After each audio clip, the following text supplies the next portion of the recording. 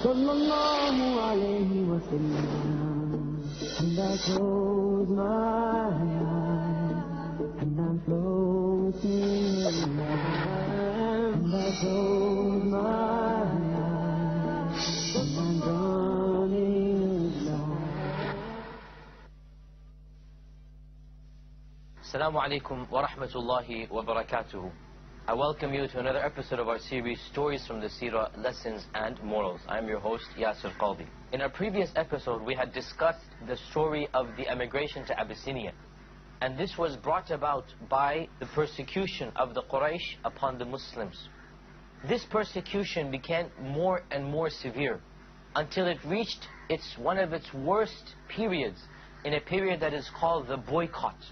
And what made this boycott even more enraging to the Quraysh, in the sense that they became so infuriated with the Muslims, was the conversion of two people to Islam. Both of these people were senior people in Mecca, and they converted one after the other. And when they converted, the Quraysh, their anger kept on getting more and more and more, until finally they reached this conclusion of the boycott.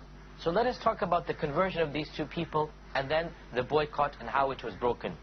The two people who converted first were Hamza ibn Abdul Muttalib. Hamza, the uncle of the Prophet ﷺ, meaning his father's brother.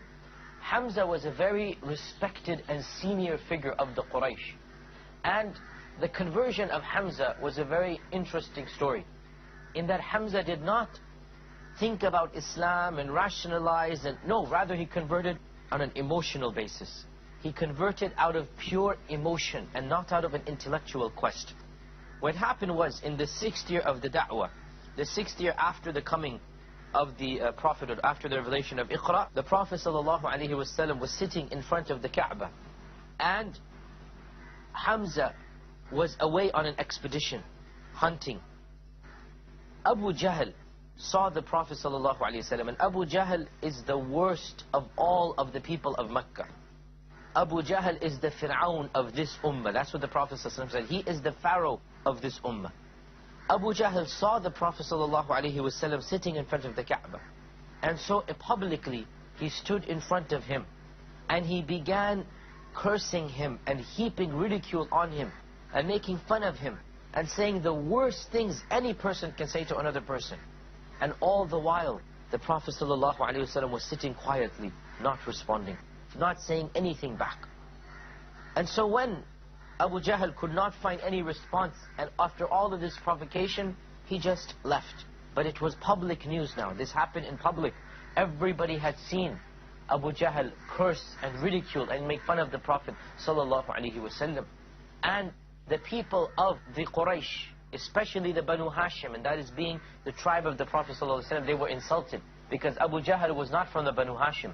Abu Jahl was not from that very tribe that the Prophet ﷺ was from. And so the tribe of Banu Hashim was insulted. How could another person have insulted one of our own members? Even though they were not Muslim, many of them.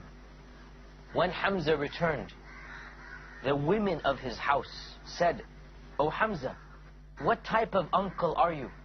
What type of leader are you, when your own nephew can be insulted in public by another person, Abu Jahl, and nobody responds to him, nobody helps him?" You see, they were so engrossed in their tribalism that they even forgot about Islam or Kufr. They don't care about it. They're just, this is my tribe. This is tribalism, my caste, my ethnicity. How could another person have spoken bad of somebody of my caste, of my tribe? And this is the Jahili mentality, where you value blood more than you value religion. And so the women made fun of Hamza. And they said, "What type of uncle are you? What type of leader are you?" And of course Hamza, out of all of the uncles of the Prophet ﷺ, he was the one who was physically the most powerful, bulky, very powerful, very strong, very muscular, well known and feared in Mecca for being a very strong person. And so Hamza, when he heard this, he said, "Who has done this?" They said, "Abu Jahl." He said, "Was this done in public?" They said, "Of course it was done in public. Everybody saw what was happening." So Hamza became so enraged, he became so insulted, that he marched immediately to the Kaaba, where all of the Quraysh were sitting, and Abu Jahl was there as well. And he took out his bow. He took out the bow that he uses and he smashed it into the face of Abu Jahl until blood began to flow from his face. And he began to beat up Abu Jahl physically. And he said, "You dare to insult my nephew." And in his emotion, in his rage, something blurted out which he wasn't thinking about. And he said, "Even though I am a follower of his religion." And this was a shock, and this was a surprise to him as much as it was to everybody else. Hamza was not a Muslim until this point. And it was not something he was planning to announce. But in his emotionalism, he wanted to get angry at Abu Jahl. And so he just blurted out, "Even though I am a follower of his religion as well, I believe in his religion." And of course, when he said it, he did not want to take it back. And so he accepted Islam in a very strange way. And of course, after that, Islam entered his heart. And he became a firm Muslim until he died a shaheed in the battle of Uhud. And the Prophet ﷺ said, he is the leader of all shaheeds. He is the leader of all martyrs. And his conversion brought about some ease upon the Prophet ﷺ, because Hamza was a very respected figure and a very powerful figure. After the conversion of Hamza, one more person converted. A person who brought about izzah and honor and glory to Islam from the day he converted until the day that he died. And this person is Umar ibn al-Khattab. Umar ibn al-Khattab was also one of the most powerful people of Mecca in terms of physical strength and also in terms of anger. He was feared and he was considered to be somebody you don't want to mess with. You don't want to get on his bad side, or else Umar ibn al-Khattab will physically take care of you. He will physically come up and beat you. Umar ibn al-Khattab was well known in Jahiliyyah and in Islam for his very stern nature and his quick anger, which also of course had a very soft spot as well. So Umar ibn al-Khattab was feared in Jahiliyyah as he was feared in Islam. And he was one of the worst enemies of Islam in the early days of Islam. He was one of the people who did the most he could to prevent people from accepting Islam, to try to make sure that Islam did not spread. But Allah Azza wa Jal had willed otherwise. That is because the Prophet ﷺ had made a dua to Allah subhanahu wa ta'ala, "Oh Allah, guide one of the two Umars who is more beloved to you to Islam." Which of these two Umars was he referring to? The first of them, Umar ibn al-Khattab, and the second is Abu Jahl. Abu Jahl's name was Amr ibn Hisham. Amr is similar to Umar. Amr and Umar come from the same root. So the Prophet ﷺ made a dua to Allah, "Oh Allah, guide whichever of these two is more beloved to you, Umar ibn al-Khattab or Abu Jahl." And the more beloved of the two was Umar ibn al-Khattab. And so Allah subhanahu wa ta'ala willed that Umar ibn al-Khattab accept Islam. From being the worst enemy to the Prophet ﷺ, he became one of the best companions. And Abdullah ibn Mas'ud, another famous companion, said, "We have always remained in honor and izzah after Umar converted to Islam. We were never able to pray in front of the Kaaba until Umar accepted Islam. When he accepted Islam, he fought them until they allowed us to pray." The only person who was brave enough to pray in front of the Kaaba was the Prophet ﷺ. None of the other Muslims would be able to pray in front of the Kaaba. After the conversion of Umar ibn al-Khattab, that was when the Muslims for the first time, and in one book it is even mentioned that the Muslims marched behind Umar ibn al-Khattab publicly in the street and prayed in front of the Kaaba for the first time. It is narrated also that another thing that softened the heart of Umar was that one time the Prophet ﷺ was praying in front of the Kaaba, and he was praying Salatul Maghrib, and so he was praying out loud. And Umar went to try to harm him. He wanted to come and maybe physically do something to him from behind his back. And when he walked close to the Prophet ﷺ, he began to listen to the recitation of the Quran. And it was a recitation that the Prophet ﷺ was reciting that was very, very beautiful. And inshaAllah ta'ala, we need to take a short break now. When we come back, we'll continue the story of the recitation of the Prophet ﷺ and the conversion of Umar ibn al-Khattab. Stay with us. Welcome back. We were discussing the fact that Umar ibn al-Khattab was listening to the Prophet ﷺ recite the Quran. And as he was listening to the recitation, he stopped and he was entranced by what he heard. And when he heard what he was saying, he said to himself, "Verily, this recitation must come from a very skilled poet." And when he thought this thought, right then and there, the next verse in the Quran Allah Azza wa Jal has revealed in the Quran, before Umar is thinking this, but this is revelation. وَمَا هُوَ بِقَوْلِ شَاعِرٍ قَلِيلًا مَا تُؤْمِنُونَ. These are not the words of a poet. Little faith do you have. When Umar heard this, he said, if it's not a poet, it must be a magician. And as soon as he thought this, the next verse is, وَلَا بِقَوْلِ كَاهِنٍ قَلِيلًا مَا تَذَكَّرُونَ. And it is not the statement of a magician as well. Rather, you don't think and you don't ponder over this. تَنْزِيلٌ مِّن رَبِّ الْعَالَمِينَ. This is a revelation from the Lord of the worlds. So whatever Umar thought, immediately the next verse in the Quran proved him wrong. And Umar felt something, felt a divine force in these verses, felt the speech of Allah subhanahu wa ta'ala in these verses. And that was the first time that really Islam entered into his heart. And of course there is a famous story as well with regards to the conversion of Umar. And that is what one day he became so enraged against Islam and against the Prophet ﷺ that he decided to physically go and kill the Prophet ﷺ.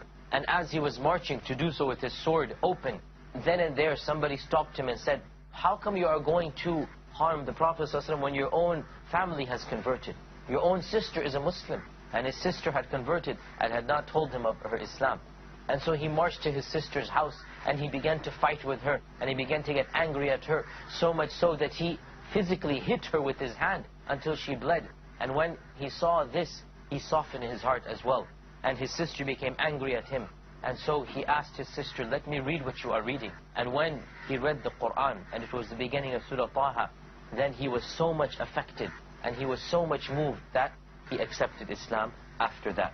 So the conversion of these two people, Hamza and Umar ibn al-Khattab, it had such a profound impact upon the Quraysh that they became even more and more enraged.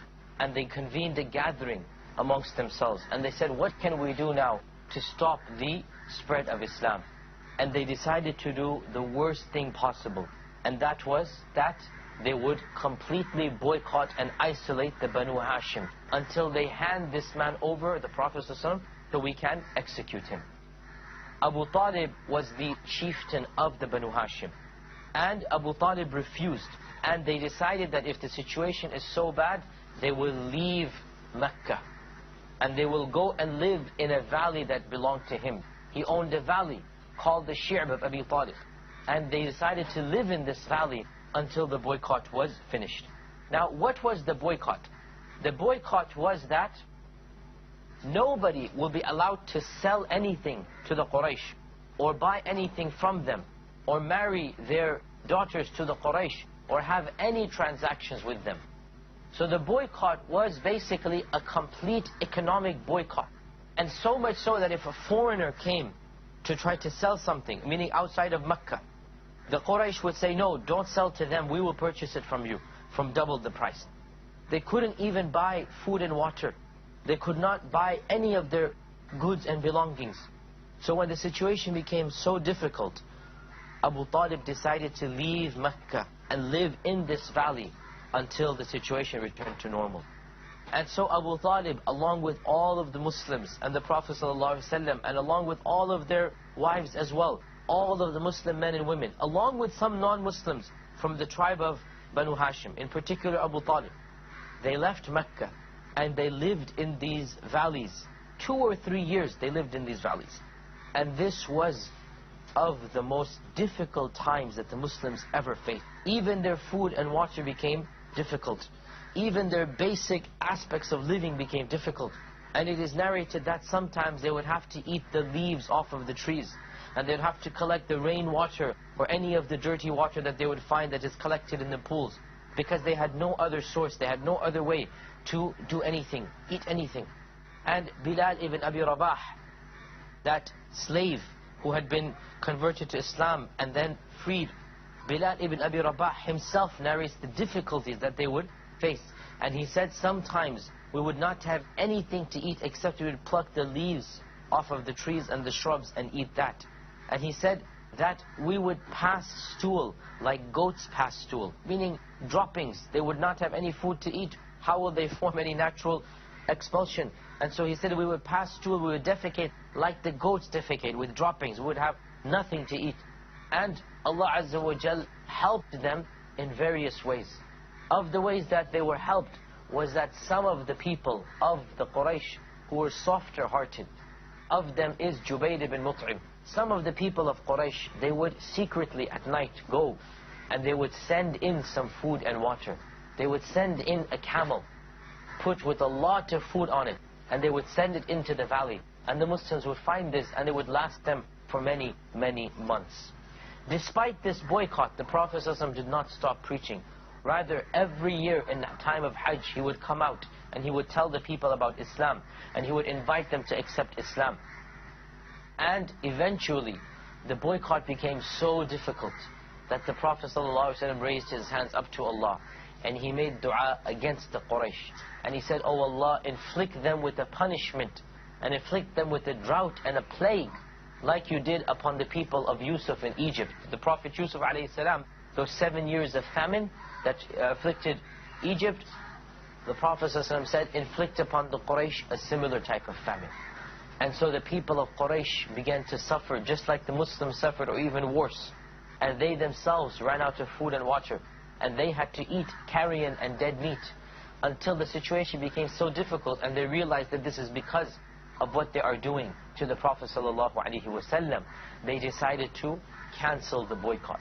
There are a number of stories about specifically how the boycott was cancelled, and really it doesn't matter which of these versions is more accurate, but the point is that eventually the Quraysh realized that this was not the way to proceed, that the Prophet ﷺ made dua against them, that they themselves were suffering, and so some of the members of the Quraysh who were more sympathetic to the Muslims, they worked with the Muslims against the other harsher elements of the Quraysh, and they managed to break the boycott. Therefore, when this occurred, the Quraysh returned back, the Banu Hashim returned back to Mecca, and the Prophet ﷺ began to resume his message. And the boycott lasted. Now the scholars have differed. How long did it last? Most of the scholars are of the opinion it lasted 2 to 3 years. And some ulama, some scholars, they say a bit less than this. In any case, roughly 10 years after the beginning of the preaching of the Prophet ﷺ, the Muslims returned back into Mecca when the Prophet ﷺ was around 49 years old or so, and they resumed their preaching and teaching within Mecca. One of the very important messages that we learn from the incident of the boycott, a number of things. Firstly, that every single society, every single group of people, it has in it some good people and some evil people. Regardless of whether Muslim or non-Muslim or Hindu, Christian, Jew, it doesn't matter. You will always find a group of people who are closer to the truth and closer to justice than other people. So we find that in the Quraysh, some of the people were against Islam totally, and others were neutral. And they allowed the Muslims to be Muslims. They were not Muslim themselves, but they didn't want to oppose Islam at the same time. And those neutral people, when the boycott happened, they didn't like it. And eventually they worked against the other people of Quraysh in order to cancel the boycott. And the Prophet ﷺ took advantage of their help. The point being, and this is the real moral of this incident from our times, we as Muslims need to realize that not all of the non-Muslims are the same. There are many non-Muslims who support justice, support freedom, support free values and values of being religious. And there are many other non-Muslims who hate Islam and want to get rid of Islam. It is our duty and job that we differentiate between these two types of people, that we take the help of those who stand for freedom and truth, and who will stand for the freedom of religion. And we take their help in order to fight for our rights to be Muslim. And these people will help us in truth and justice against other elements of their own society who want to quell religion, who want to squash Islam, who want to get rid of Muslims and get rid of all of the people who worship Allah subhanahu wa ta'ala. It is our job not to treat these two types of people the same. Those who stand up for freedom and truth, we take their support, we take their help, we take advantage of them, and we work with them in legitimate ways, in ways that are permissible and not in illegitimate ways. We work with them in order to establish our rights as Muslims, in order to be free to worship Allah and to pray and to fast and to give charity to the poor, in order that we are able to practice Islam the way that we see fit. Now, after the returning of the Prophet ﷺ to Mecca, two things happened that were a devastating blow to him in a personal sense, and broadly speaking to the da'wah as well. 2 deaths occurred, one after the other. Both of these deaths caused severe distress to the Prophet ﷺ. The first of them was the death of his uncle Abu Talib. Abu Talib was the full brother of his father Abdullah. Abdullah, the father of the Prophet ﷺ, had a full brother, Abu Talib, meaning the mother and father were the same. Other uncles of the Prophet ﷺ were half-brothers, meaning the father is the same but different mothers. Abu Talib was a full brother. And Abu Talib was a caretaker of the Prophet ﷺ ever since the Prophet ﷺ was a boy. He was literally a father figure to the Prophet ﷺ. And he supported the Prophet ﷺ just like a father supports his son. Even though Abu Talib was not a Muslim, the Prophet ﷺ tried to convince Abu Talib to accept Islam, even until his deathbed. But Abu Talib refused. Why? Because he valued the fact that he was the son of Abdul Muttalib. Abdul Muttalib, this famous chieftain, this warrior, everybody respected him, and Abu Talib is his son. And so Abu Talib said, how can I leave the religion of my father? How can I give up the religion of my father, even if Islam is true? And he knew Islam to be true, but his own pride in his ancestry made him reject Islam. And this shows us the dangers of following just because my father said it, just because my grandfather was this, I will do it. No, perhaps your father and grandfather are great in their own manner, but in other things they were wrong. And this was the case of Abu Talib, that he followed his own father, and because of that he died in a state of non-Islam. He died in a state of shirk. The second death to follow was even more severe and more personal to the Prophet ﷺ, and that was the death of Khadija, his wife. Khadija, who supported the Prophet ﷺ like no other person supported him. Khadija, the first Muslim to believe in the Prophet ﷺ. Khadija, who consoled the Prophet ﷺ. She really and truly was a loving and a supporting wife to the Prophet ﷺ. Abu Talib protected him on the outside, and Khadija gave him the inner support and the moral support that he needed inside of his house. Abu Talib and Khadija put together were the main human beings who supported the Prophet ﷺ, the one of them externally, the one of them internally, and both of them died within the span of a few weeks. Within the span of a few weeks. And the Prophet ﷺ was greatly affected, so much so that this whole year is called the year of sorrow, the year of grief, because the Prophet ﷺ was greatly grieved by the deaths of Abu Talib and the deaths of Khadija. And if that were not enough, then a third incident happened that in some ways even more severe than this, and that is the incident of At-Ta'if, the treatment that the Prophet ﷺ received at the hands of the people of Ta'if. These 3 incidents, the death of Abu Talib and the death of Khadija and then the incident of At-Ta'if, they all occurred in 1 year. And this really and truly was the low point in the seerah of the Prophet ﷺ. This was the most depressing points of the life of the Prophet ﷺ, and that is why the scholars of Islam, they called this year the year of the sorrow. As for the incident of At-Ta'if, it is a very moving incident, and it is a very, very emotional incident, and it is an incident that out of all of the incidents of the seerah, the Prophet ﷺ himself said, this was the incident that affected me the most. And that is the incident that will be the topic of our discussion, inshaAllah ta'ala, in our next episode. We hope to see you then.